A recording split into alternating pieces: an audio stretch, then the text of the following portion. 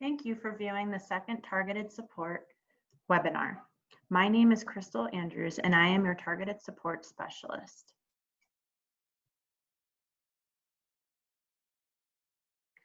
On the OPI ESSA webpage, you can find more information about targeted support and improvement. It is my goal to have the page updated by the end of this month. Here is today's agenda. Our primary focus will be about the competitive grant for targeted support and improvement.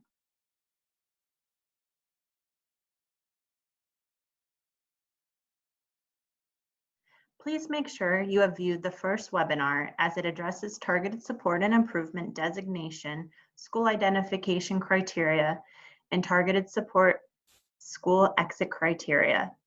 I will not be covering those items today.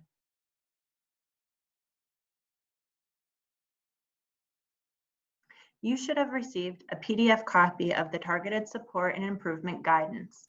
This document is a tool to help you learn about the targeted support and improvement that you can share with your district, schools, staff, and I will be putting the document on the TSI webpage as well.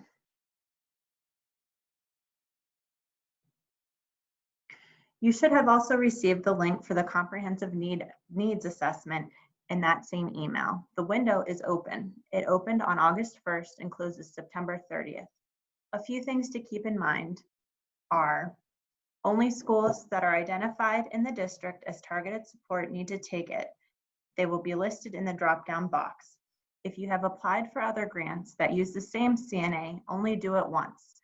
Do not create more work for your schools. For targeted support, the operational component section is optional. It is important to remind you to have all stakeholders, school board member, administrators, teachers, paras, parents, etc., take it. This may be challenging right now, but it is one reason why the window is open through September.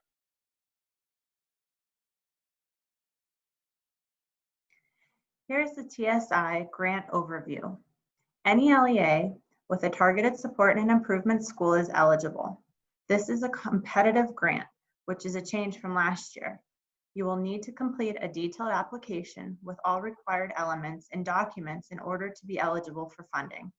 LEAs will be able to apply through an application on the eGrants application system. The total budget an LEA may apply for through the grant is based on school size. I will explain that more later on.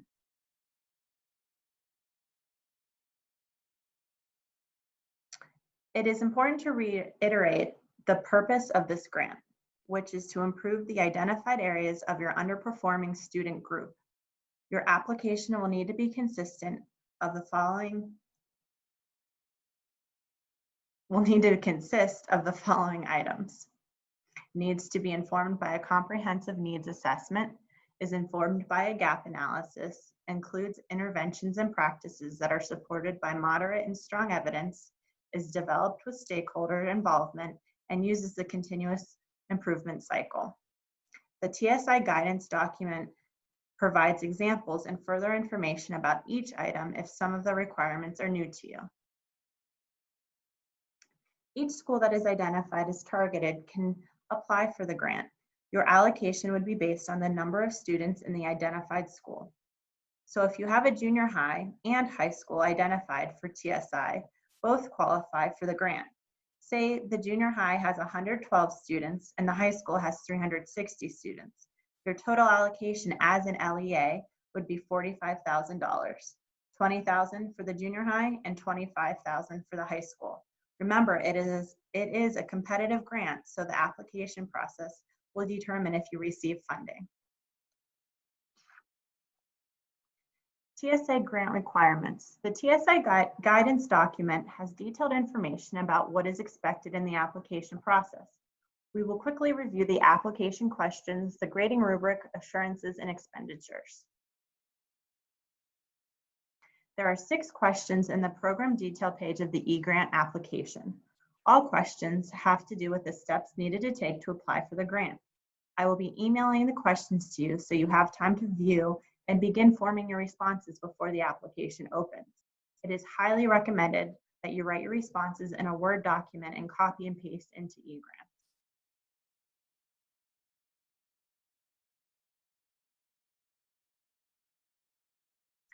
Part of the application questions is writing your SMART goals. There are 3 total goals. Remember, these goals should focus on improving the areas your student group was identified for targeted status. If possible, align your CSIP goals with these SMART goals to avoid confusion and extra work. It is important to point out that it is the LEA's responsibility to progress monitor and hold your TSI schools accountable, not the OPI. The final application question will help make your plan on how you will do this.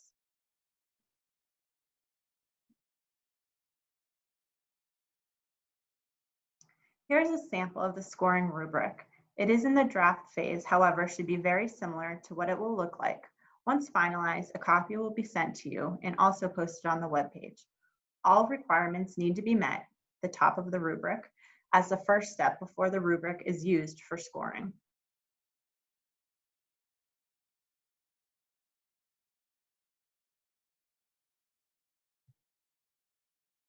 Here are the program assurances.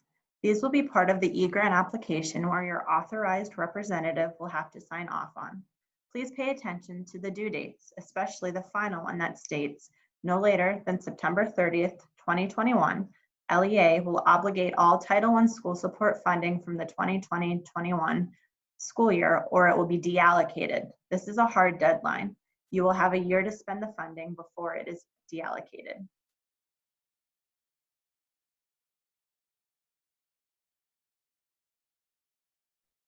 There is much flexibility in what you can use the TSI grant funding for.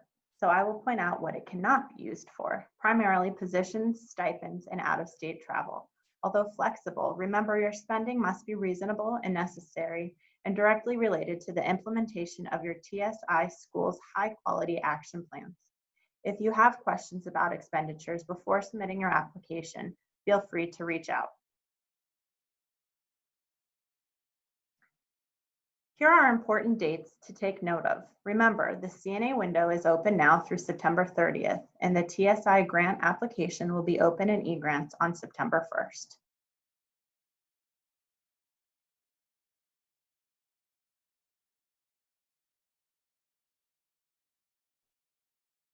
If you should have any questions from this webinar or any about the TSI grant in general, do not hesitate to reach out.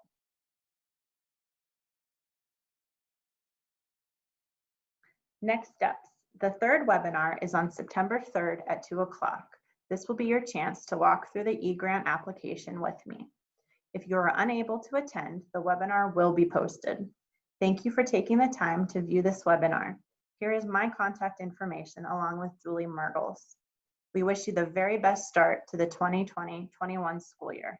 Take care.